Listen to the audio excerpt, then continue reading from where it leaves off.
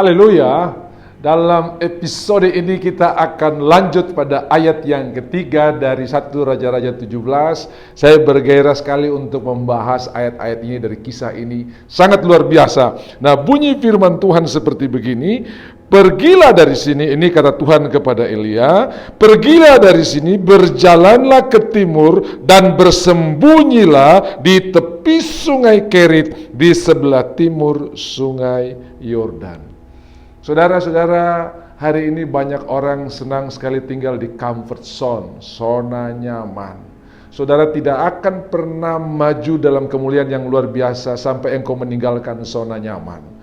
Abraham punya zona nyaman di Ur Kasdim, tapi Tuhan berkata pergi. Daud punya zona nyaman yaitu menggembalakan kambing domba, tapi Tuhan berkata pergi, dan akhirnya dia bisa mengalahkan Goliat. Hari ini Tuhan berkata kepada Elia, tinggalkan comfort zone-mu. Karena sudah tahu penghalang dari yang terbaik adalah kadang-kadang yang baik, sudah ya. Ini secukup sudah, ini seboleh sudah. Tetapi saya percaya Tuhan itu berjalan dari kemuliaan kepada kemuliaan. Mari kita dengar dan kita lihat bagaimana Tuhan membawa Elia dari kemuliaan kepada kemuliaan. Ada hal yang menarik di sini yang ingin saya tekankan, yaitu Tuhan berkata kepada Elia, bersembunyi. Bahasa Inggris bilang hide yourself, ya. Bersembunyi. Saudara, di dalam Mazmur pasal 23, Tuhan gembalaku yang baik dimulai dengan kata membaringkan. Sebelum ada perjalanan-perjalanan, sebelum ada tuntunan, sebelum Tuhan menuntun membawa domba-dombanya dari satu tempat ke tempat yang lain, beristirahat atau berbaring. Saya sangat-sangat diberkati dengan kisah ini. Kenapa? Saudara bisa mencapai optimalisasi yang luar biasa ketika saudara banyak beristirahat di hadirat Tuhan. Saya pernah mendengar ada perlombaan menebang pohon. Ya, siapa yang bisa menebang paling banyak dialah juaranya. Ada 2 peserta. Dan saudara tahu peserta yang satu bilang begini, saya akan berhenti dari pagi sampai sore, pokoknya saya akan giat untuk menebang, saya karena obsesinya untuk jadi juara tinggi sekali. Sementara rekan yang satu ini lebih banyak istirahat.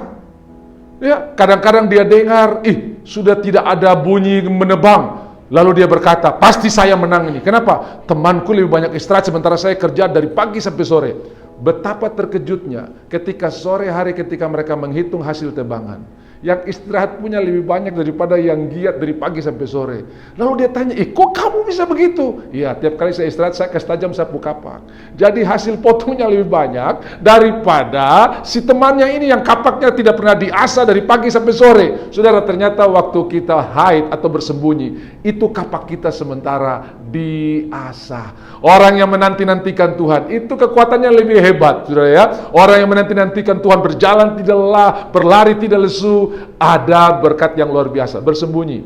Saya mendengar kisah saudara ya, bagaimana kupu-kupu itu bisa melakukan perjalanan antar benua. Kapan dia bisa menjalankan perjalanan yang luar biasa itu? Setelah melewati istirahat yang panjang. Kalau ulat itu tidak beristirahat, dia cuma jalan pelan sekali. 1 senti mungkin perlu berapa menit, apalagi 1 kilo mungkin berapa hari. Tapi ketika dia beristirahat, ulat itu akhirnya berubah menjadi kepompong dan dia beristirahat cukup lama. Dan begitu dia menjadi kupu-kupu, daya jangkau dari kupu-kupu jauh lebih hebat daripada daya jangkau daripada ulat. Saudara, Tuhan berkata kepada Elia, bersembunyi. Hari ini ada tugas besar di hadapan kita. Caranya bagaimana? Istirahat di hadirat Tuhan.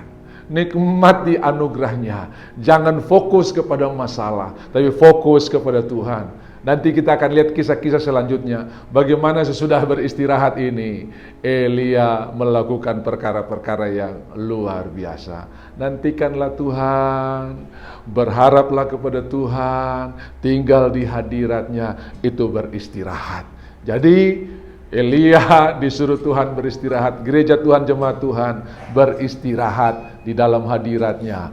Tuhan Yesus memberkati. Shalom.